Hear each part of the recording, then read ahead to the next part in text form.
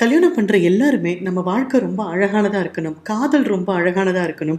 அன்பா இருக்கணும், வெற்றியா இருக்கணும் அப்படிங்கிற அந்த எண்ணத்தோட தான் கல்யாணம் அப்படிங்கிற ஒரு பந்தத்துக்குள்ளேயே வராங்க. ஆனா நெறைய பேருக்கு அந்த வரம் கிடைக்குதா? அந்த வரம் அவங்க எதிர்பார்க்கிற மாரி அமையுதா? அப்படின்னா சந்தேகம் தான் இல்லையா?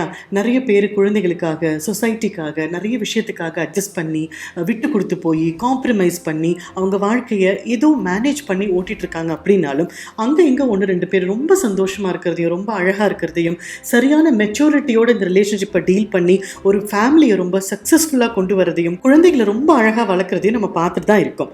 ஆனா சில சமயத்துல என்ன ஆயிடுது அப்படின்னா, எவ்வளோதான் அன்போடையும், ஒரு ரொம்ப மிக குறைந்த எக்ஸ்பெக்டேஷனோடையும் கல்யாணம் பண்றவங்களுக்கு கூட அந்த திருமண உறவு அப்படிங்கிறது ரொம்ப சுமூகமாவோ இல்ல ஆசீர்வாதத்தோடயோ அமையறதில்ல. அந்த மாதிரி இருக்கிற சில உறவுகள் அன்பார்ச்சுனேட்டா டிவோர்ஸ் அந்த மாதிரி ஒரு முடிவை நோக்கியும் போயிடுது. விவாகரத்து அப்படிங்கிறது ஒரு பிரச்சனையோட தீர்வு அப்படின்னு மட்டும் நம்ம எடுக்க முடியாது.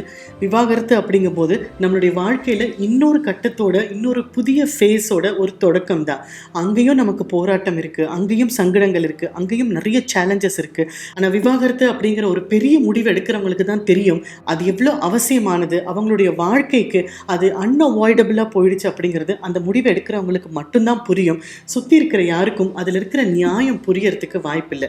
யாருமே கல்யாணம் பண்ணும்போது நான் விவாகரத்து பண்ண போறேன் அப்படிங்கிற ஐடியால யாருமே பண்றது இல்லைங்க. விவாகரத்து அப்படிங்கிறது எவ்வளவு ஒரு கடினமான ஃபேஸ், அதை கிராஸ் பண்ணி வரதுக்கு அவங்க எவ்வளவு கஷ்டப்படுறாங்க அப்படிங்கறத கண்டிப்பா நம்ம கொஞ்சமாவது புரிஞ்சுக்கிறதுக்கு முயற்சி பண்ணணும். விவாகரத்து அப்படின்னு நம்ம பேசும்போது சில விவாகரத்து மியூச்சுவல் அண்டர்ஸ்டாண்டிங்ல ஒரு மியூச்சுவல் டிவோர்ஸா காமா போறதையும் நம்ம பார்த்துருக்கோம். ஆனால் எல்லாமே அப்படி முடியறது இல்லை.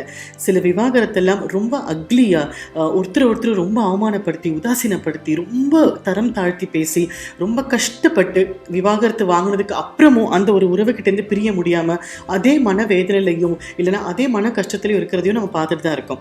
அப்போது இந்த வீடியோ எனக்கு கொஞ்சம் இமெயில்ஸும் வந்திருந்தது. இப்போதான் நான் ரொம்ப ஒரு கசப்பான ஒரு விவாகரத்துலேருந்து வந்திருக்கேன், எனக்கு கொஞ்சம் கைட் பண்ணுங்க, எனக்கு கொஞ்சம் ஹெல்ப் பண்ணுங்க அப்படின்னு 1, 2 மெயிலாக இருந்தால் நான் கூப்பிட்டே பேசிடுவேன். ஸோ இது மாதிரி ஒரு 15, 16 இமெயில் வந்ததுனாலையும் கொஞ்சம் கிளையன்ட்ஸ் என்கிட்ட அப்படி கேட்டதுனாலையும் அந்த டாபிக் பற்றி பேசலாம் அப்படின்னு டிசைட் பண்ணுது. Bitter divorce. ஸோ இந்த மாதிரி ஒரு கசப்பான அனுபவத்துலேருந்தோ இல்லை ஒரு கல்யாணத்துலேருந்து நீங்கள் கஷ்டப்பட்டு ஒரு கசப்பான விவாகரத்துலேருந்தோ வந்திருக்கீங்க அப்படின்னா முதல்ல எங்களோட ஃப்ரெண்ட்லி சப்போர்ட்டும் லவ்வும் உங்களுக்கு இருக்குது அப்படிங்கிறத புரிஞ்சுக்கோங்க. உங்களை சூழ்ந்திருக்கிற எல்லாருமே ஜட்ஜ்மெண்டலாகவும் ஃப்ரெண்ட்லியாகவும் இல்லாமல் தான் இருப்பாங்க அப்படின்னு நினைக்காதீங்க. கண்டிப்பாக கொஞ்சம் பேராவது நான் ஜட்ஜ்மெண்டலாகவும் ஃப்ரெண்ட்லியாகவும் உங்கள் கூட இருக்க தான் செய்கிறாங்க. அவங்க யாருன்னு எப்படி கண்டுபிடிக்கிறது, எப்படி இந்த ஒரு பிட்டர் டிவோர்ஸ்லேருந்து நம்ம எப்படி மைண்ட் செட்டை வெளியில் கொண்டு வர முடியும் அப்படின்னு பார்க்கலாம். இப்போ ஒரு இமோஷனல் டேமேஜ்லேருந்து இந்த மாதிரி ஒரு மன வேதனையிலேருந்து வெளியில் வரணும் அப்படின்னா நம்ம ஞாபகம் வச்சுக்க வேண்டிய சில விஷயங்கள் என்ன தெரியுமா? இப்போ தான் நீங்கள் ஒரு பிட்டர் டிவோர்ஸை எக்ஸ்பீரியன்ஸ் பண்ணி அதுலேருந்து வெளியில் வர பார்த்துட்ருக்கீங்க அப்படின்னா நீங்கள் முதல்ல புரிஞ்சுக்க வேண்டிய விஷயம், உங்களுக்கு வர்ற கோபம், ஃப்ரஸ்ட்ரேஷன், ஏமாற்றம், மன தடுமாற்றம் எல்லாமே ரொம்ப நார்மலானது தான். இதை வச்சு நீங்கள் உங்களோட கேரக்டரையோ உங்களுடைய எபிலிட்டியோ உங்களோட கான்ஃபிடென்ஸையோ தயவு செஞ்சு முடிவு பண்ணாதீங்க. இந்த ஒரு இமோஷனல் டேமேஜ்லேருந்து வெளியில் வரும்போது இந்த மாதிரியான விஷயங்கள் உணர்வுகள் நமக்கு வர்றது ரொம்ப சகஜம் அப்படிங்கிறத புரிஞ்சுக்கோங்க. நீங்கள் கோவமாக இருக்கிறதையோ இல்லை ஆத்திரமாக இருக்கிறதையோ ஒரு ட்ராபேக்னோ இதனால தான் எனக்கு இந்த டிவோர்ஸ் ஆச்சு அப்படிங்கிற மாதிரியான ஒரு மைண்ட் செட்டோ உங்களுக்கு வர வேண்டாம். ஏன்னா சாதாரணமாக சுற்றி இருக்கிறவங்க ஈஸியாக அந்த அஸ்திரத்தை உங்கள் மேலே போட்டுருவாங்க. நீ இவ்வளோ கோவப்படுறதுனால தான் உன் வாழ்க்கை எப்படி முடிஞ்சது, நீ இவ்வளோ சென்டிமெண்டலாக இருக்கிறதுனால தான் உன் வாழ்க்கை எப்படி முடிஞ்சது அப்படின்னு உங்களோட நெகட்டிவை அவங்க சொல்லி சொல்லி காமிக்கிற மாதிரியான ஒரு சூழ்நிலை உங்களுக்கு இருக்குது அப்படின்னா தயவு செஞ்சு அந்த வலைக்குள்ளேயோ இல்லை அந்த ஒரு கிணத்துலையோ விழுந்துடாதீங்க. அப்புறம் நீங்கள் மேலே எழுந்திரிச்சு வரத்துக்கு ரொம்ப கஷ்டமாக இருக்கும். ஸோ உங்களுக்கு கோபம் இருக்குது, ஏமாற்றம் இருக்குது, அழுகை, ஆத்திரம் இருக்குது அப்படின்னா ஒரு உணர்வுகளையா அதை எடுத்து புரிஞ்சுக்கிட்டு இது ஓகே தான், இது ஒன்றும் பெரிய பிரச்சனை இல்லை, நான் இதுலேருந்து ஹீல் ஆகிடுவேன் அப்படிங்கிற அந்த நம்பிக்கையை நீங்கள் கண்டிப்பாக வளர்த்துக்கணும். அடுத்தது கண்டிப்பாக இந்த மாதிரி டைமில் தான் செல்ஃப் கேர் ரொம்ப முக்கியம். நேரத்துக்கு சாப்பிட வேண்டிய மாத்திரை மருந்துகள் இல்லை நான் நேரத்துக்கு எடுக்க வேண்டிய மெடிக்கல் செக்கப்ஸோ இல்லை தேவையான ஃப்ரெண்ட்ஸ் கிட்டேருந்து உதவி எடுத்துக்கிறதோ இல்லை தேவையான தெரப்பி எடுத்துக்கிறதோ கண்டிப்பாக அவசியம் அப்படிங்கிறத தயவு செஞ்சு உணருங்க. செல்ஃப் கேரில் எந்த குறையும் வச்சிடாதீங்க. ஏன்னா நம்ம மனசு உடைஞ்சு போயிருக்கும் போது நம்மளை பற்றி நம்ம கொஞ்சம் கூட கவலைப்பட மாட்டோம். அதில் கொஞ்சம் கவனமாக இருங்க. நீங்கள் ஸ்ட்ராங்காக இருந்தால் மட்டும்தான் இந்த ஒரு மன வலியிலேருந்து உங்களால் கொஞ்சமாவது வெளியில் வர முடியும். அடுத்த கட்டத்துக்கு உங்களால் உங்கள் வாழ்க்கை போக முடியும். என்னுடைய வாழ்க்கையில இப்படி ஒரு கசப்பான அனுபவம், இப்படி ஒரு கசப்பான எபிசோட் என் வாழ்க்கையில நடந்துச்சு. ஆனாலும் இது பரவாயில்லை, நான் முன்னாடி நோக்கி போக தான் போறேன் அப்படிங்கிற அந்த முடிவெடுங்க. Move on with acceptance. 4வது, ஒரு தடவையும் நீங்க ஏதாவது அந்த ஒரு நெகட்டிவ் தாட் பேட்டர்னுக்குள்ள என்னால முடியல, எனக்கு மட்டும் ஏன் இப்படி நடந்தது, நான் இப்படி இருக்கிறதுனால தான் இது நடந்ததோ, என் மேல தான் தவறு இருக்கோ அப்படிங்கிற அந்த நெகட்டிவ் தாட் பேட்டர்ன் வரும்போது, இல்ல யாராவது உங்களுக்கு அந்த நெகட்டிவ் தாட் பேட்டர்னுக்குள்ள இழுக்கிறதுக்கு ட்ரை பண்ணும்போது, கான்ஷியஸா சுயநினைவோட, இல்ல இது என்னுடைய பிரச்சனை இல்ல, நான் கஷ்டப்பட்டு முன்னாடி வந்துட்டு இருக்கேன் அப்படிங்கிற அந்த ஒரு பாசிட்டிவ் தாட் பேட்டர்னை பிராக்டிஸ் பண்ண வேண்டியது ரொம்ப அவசியம்.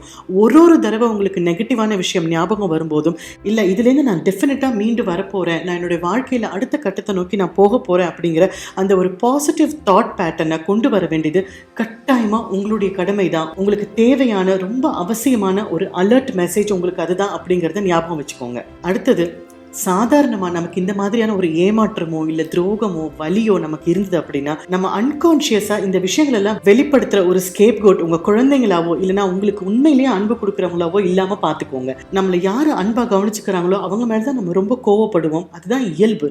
ஆனா கான்ஷியஸா இல்ல இது என்னுடைய டிஃபிகல்ட்டி, இது நான் என்னால ஹேண்டில் பண்ண முடியும், என்னால இது கொஞ்சம் கண்ட்ரோல்டா புரிஞ்சுக்கிட்டு பிஹேவ் பண்ண முடியும் அப்படிங்கிற அந்த கான்ஷியஸ்னஸ் பிராக்டிஸ் பண்ண கண்டிப்பா முயற்சி பண்ணுங்க. அடுத்தது, ரொம்ப முக்கியமான ரொம்ப கஷ்டமான ஒரு விஷயம் என்ன தெரியுமா, உங்ககிட்ட இருந்து விலகி போன அந்த கணவரோ இல்ல மனைவியோ இல்ல அவங்க குடும்பத்தை சேர்ந்தவங்களோ யாரா இருந்தாலும், ஒருவேளை உங்ககிட்ட இருந்து விலகி போனவங்களே உங்களுக்கு நண்பர்களா கண்டினியூ ஆகிற மாதிரி கூட இருக்கலாம், இல்ல அந்த ஃபேமிலியில இருக்கிற யாரோ ஒருத்தர் உங்க கூட ஃப்ரெண்ட்லியாவோ இதமாவும் பழகிறவங்களாவும் கூட இருக்கலாம்.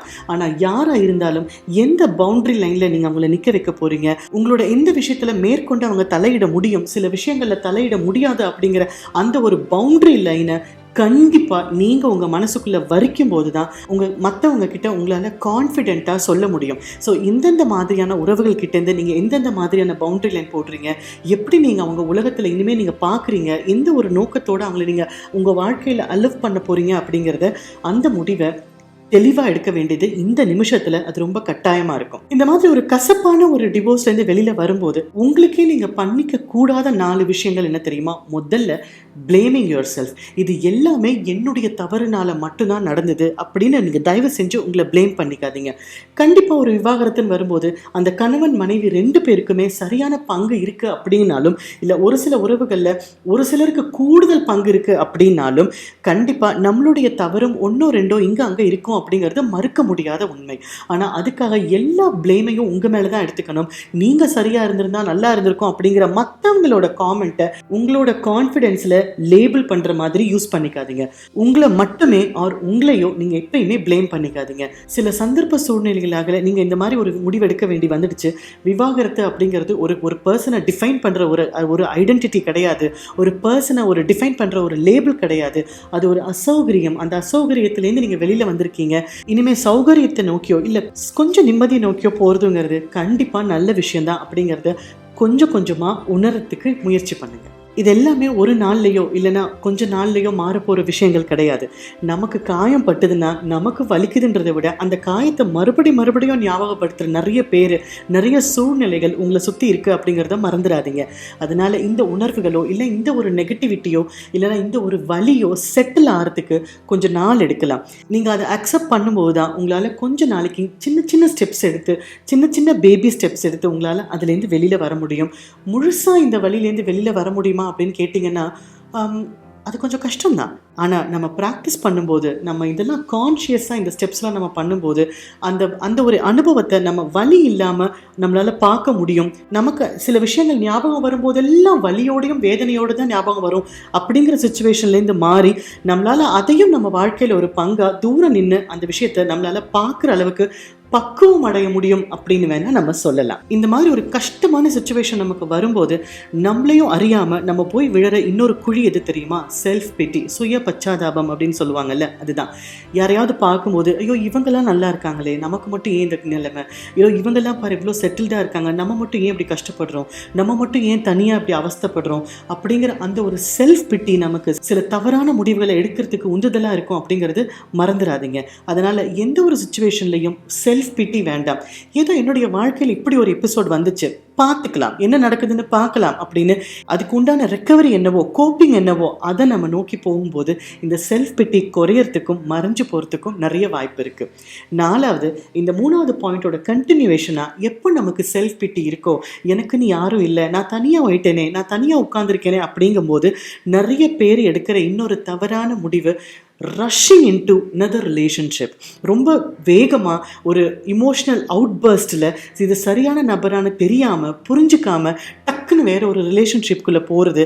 ஆனால் அந்த ரிலேஷன்ஷிப்லையும் பலமாக அடி வாங்கி அதுலேருந்து எப்படி வெளியில் வரணும்னு தெரியாமல் மேலே மேலே அதே பேட்டர்னில் விடுறத நாங்கள் நிறைய பார்த்துருக்கோம். அதனால கான்ஷியஸாக இந்த 4 தவறுகளை பண்ணிடாதீங்க. நீங்கள் இப்போ நம்ம டிஸ்கஸ் பண்ணுற எல்லாத்தையுமே நீங்கள் ஒரு ஜேர்னல் மாதிரி, ஒரு நோட் புக் மாதிரி போட்டு அந்த நோட் புக்கில் எழுதி வச்சுட்டு, எப்போ உங்களுக்கெல்லாம் மனசு உடைஞ்சு போயிருக்கோ, எப்போ உங்களுக்கு இதை நீங்கள் ஞாபகப்படுத்திக்கணும்னு நினைக்கிறீங்களோ, அப்போ ஒரு ஊன்றுகோலாக நீங்கள் இந்த ஜேர்னல் எடுத்து படிங்க. நீங்கள் என்ன மாதிரியான முடிவு எடுத்திருக்கீங்க அப்படிங்கிறது உங்களுக்கே நீங்கள் ஞாபகப்படுத்திக்கோங்க. உங்களுடைய வாழ்க்கை இன்னும் பெட்டரான பிளேஸில் கொண்டு போகிறதுக்கு இது கண்டிப்பாக உங்களுக்கு ஹெல்ப் பண்ணும். அடுத்தது, இப்படி ஒரு சிச்சுவேஷனில் உங்களோட மைண்ட் செட் ரொம்ப நெகட்டிவாக இருக்கிறதுக்கு நிறைய வாய்ப்புகள் இருக்குது. ஏன்னா நம்மளோட சமுதாயத்தில் விவாகரத்து பண்ணிட்டு வந்தவங்களுக்கு எந்த மாதிரியான இமோஷ்னல் சப்போர்ட் நிறைய பேரால் கொடுக்க முடியுது அப்படிங்கிறத இன்னும் நம்ம அவ்வளோ கிளியராக பார்க்க முடியறதில்ல. எவ்வளோதான் வெளியில் எல்லாரும் சப்போர்ட்டிவாக இருக்கிற மாதிரி பேசினாலும் உங்களை பற்றின ஒரு சரியான புரிதலும் ஒரு அன்பும் அந்யோன்யமும் இருக்குமா அப்படிங்கிறது இன்னும் சந்தேகம் தான். அதனால் நீங்களே உங்களுக்கு பண்ணிக்க வேண்டிய உதவி, உங்களுடைய மைண்ட் செட்டை, உங்களுடைய சுபாவத்தை, மனோபாவத்தை மாற்றிக்க வேண்டிய 3 விஷயங்கள் என்ன தெரியுமா? முதல்ல நம்ம புரிஞ்சுக்க வேண்டிய விஷயம், நம்ம வாழ்க்கையில் சந்திக்கிற எல்லா நபர்கள்கிட்டையுமே நம்மளுடைய சோல்லேருந்து ஒரு சின்ன பகுதி போயிடுது அப்படிங்கிறது தான் மறுக்க முடியாத உண்மை. சாதாரணமாக சந்திக்கிற நபர்களுக்கே அப்படின்னா, ஒருத்தரோட நம்ம ஒரே வீட்டில் வாழ்ந்திருக்கோம் அப்படின்னா, அவரு நம்ம கிட்ட இருந்து பிரிஞ்சு போறாங்க அப்படின்னா, கண்டிப்பாக நம்ம சோல்லேருந்து, நம்மளுடைய மனசுலேருந்து, நம்மளுடைய வாழ்க்கையிலேருந்து ஒரு பியூட்டிஃபுல்லான பாதியை அவங்க கொண்டு போயிட்டாங்க அப்படிங்கிறது மறுக்க முடியாத உண்மை. அந்த இடத்த, அந்த ஒரு வேக்யூமை நீங்கள் ரீஃபில் பண்ணுறதுக்காக தவறான முடிவுகளை எடுக்காமல் இருக்கணும் அப்படின்னா நீங்கள் புரிஞ்சுக்க வேண்டிய ஒரு விஷயம், இட்ஸ் ஓகே, போகட்டும், பரவாயில்லை, என்னால் வாழ்க்கையில் இன்னும் அழகான அத்தியாயங்களை உருவாக்க முடியும் அப்படிங்கிற அந்த ஒரு மைண்ட் செட்டை வளர்த்துக்க வேண்டியது, உங்களை நீங்கள் ஃபோர்ஸ் பண்ணி அப்படி ஒரு மைண்ட் செட்டை வளர்த்துக்க வேண்டியது ரொம்ப முக்கியம். 2வது, இது எல்லாமே நடக்கணும் அப்படின்னா நீங்கள் பண்ண வேண்டிய இன்னொரு முக்கியமான விஷயம், உங்களை நீங்கள் மன்னிச்சுக்கிறது. Forgive yourself. It is okay. என்னெல்லாம் நடந்திருக்கோ, தெரிஞ்சு தெரியாமல் என்னெல்லாம் தவறுகள் நடந்திருக்கோ, இட்ஸ் ஓகே. கொஞ்ச நாளில் நீங்கள் உங்கள் மைண்ட் செட்டை சேஞ்ச் பண்ணும்போது உங்கள் வாழ்க்கை கண்டிப்பாக அழகானதாக மாறுறதுக்கு நிறைய வாய்ப்புகள் இருக்குது. 3வது, உங்கள் மனசை இன்னும் விசாலமாக்கி நிம்மதியாக நீங்கள் இருக்கணும் அப்படின்னா உங்கள் கிட்டேருந்து விலகி போன அந்த நபர், அது உங்கள் கணவனோ மனைவியோ, அவங்களும் நல்லா இருக்கட்டும், அவங்களுக்கும் ஏற்ற மாதிரியான ஒரு கம்பேனியன் கிடைக்கட்டும், அவங்க நிம்மதியாக இருக்கட்டும், அவங்களுடைய வாழ்க்கை என்னவோ அது மாதிரி அவங்க லீட் பண்ணட்டும், அவங்க விருப்பங்கள் நடக்கட்டும் அப்படிங்கிற இந்த மாதிரியான ஸ்டேட்மெண்ட்ஸை நீங்கள் சொல்லி சொல்லி பழகும்போது கண்டிப்பாக அதோட பாசிட்டிவிட்டி உங்களுக்கும் இருக்கும். அந்த நபர் எப்படிப்பட்ட நபராக வேணா இருக்கட்டும், அவர் உங்கள் வாழ்க்கையில் இனிமேல் வரப்போகிறதில்லை. அவங்க இதெல்லாம் டிசர்வ் பண்ணுறாங்களான்னு கூட நமக்கு தெரியாது, இருக்கட்டும், பரவாயில்லை. ஆனாலும் அவங்களுக்கு எது தேவையோ அது அவங்களுக்கு கிடைக்கட்டும், அவங்க நல்லா இருக்கட்டும் அப்படிங்கிற அந்த ஒரு மைண்ட் செட்டை நீங்கள் வளர்த்துக்கும் போது உங்களையும் அறியாமல் நீங்கள் எவ்வளோ அழகாயிட்டு இருக்கீங்க மனசாலையும் வெளியிலையும் அப்படிங்கிறது வெளியிலேருந்து பார்க்குறவங்க சொல்லும்போது உங்களுக்கு தெரியும்.